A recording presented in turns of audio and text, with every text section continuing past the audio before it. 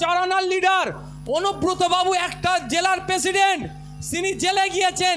রাজ্য স্তরের নেতারা, হ্যাঁ আপনার দলের তৃণমূলের রাজ্য স্তরের নেতারা অনুব্রত বাবুর মেয়ে কেমন আছে, কেমন ঠিক আছে কি ভালো আছে, মা কেমন আছিস, এই কথাটুকু যায় এতটুকু কথা বলার মতো সৌজন্যতা কিন্তু দেখায়নি।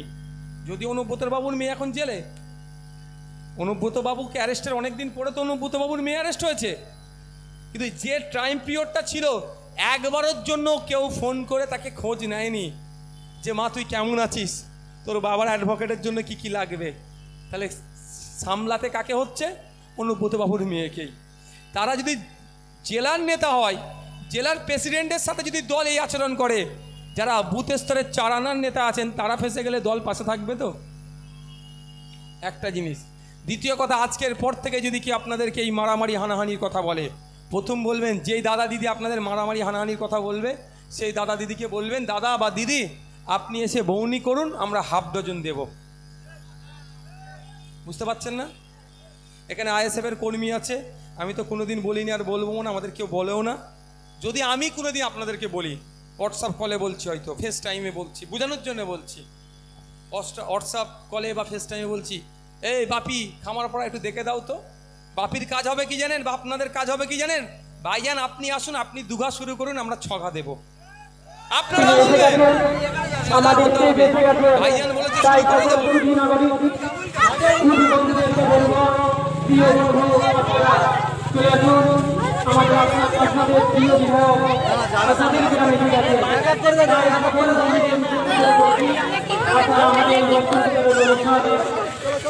বলেছে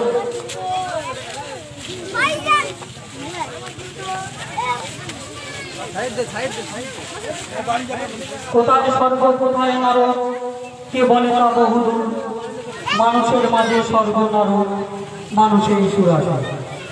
অসহায় মানুষের মুখে হাসি ফোটাতে এবং দুঃস্থ মানুষের পাশে দাঁড়াতে আজকের এই ক্ষুদ্র বস্ত্র বিতরণ অনুষ্ঠান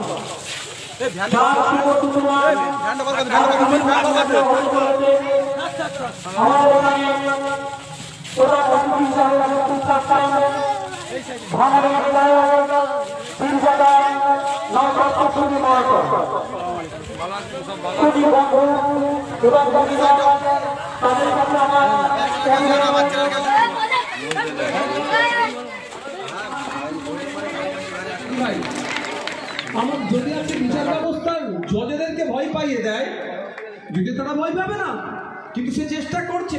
আজকে একটা পত্রিকায় দেখে আমি ভয় পেয়ে গেলাম রীতিমতো। এক বিচারপতির স্বামীকে সিআইডি ডেকেছিল, ডেকে দীর্ঘক্ষণ তাকে বসিয়ে রেখেছে। ইন্টারোগেশন করতেই পারে, কিন্তু এমন কিছু অন্যায় করেছে তার সাথে ওখানে বসিয়ে, সেই জন্য সেই বিচারপতির স্বামী, সে নিজে একজন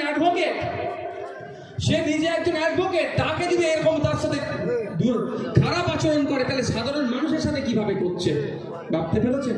সেই অ্যাডভোকেট মহাশয় রাষ্ট্রপতিকে চিঠি করেছে, প্রধানমন্ত্রীকে চিঠি করেছে, মুখ্যমন্ত্রীকে চিঠি করেছে, রাজ্যপালকে চিঠি করেছে যে তার সাথে কিভাবে আচরণ করা হয়েছে। ভাবুন, ভাবার সময় এসেছে, ভাবা প্র্যাকটিস করুন। তো আমাদেরকে তৈরি হয়ে থাকতে হবে আগামী দিনে যদি বিচারপতিদের সম্পর্কে এই ধরনের কেউ মন্তব্য